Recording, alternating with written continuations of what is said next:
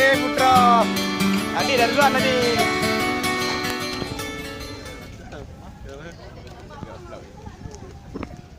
Efek metro betul lah. Pun apa gaji kan? Man programmer yang kena. Oh iya.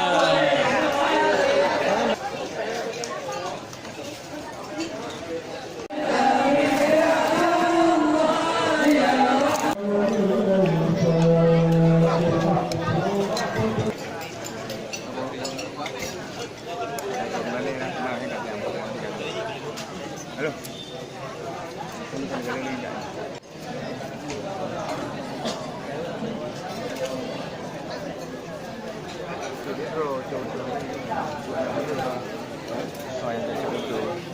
Gaji. Ja.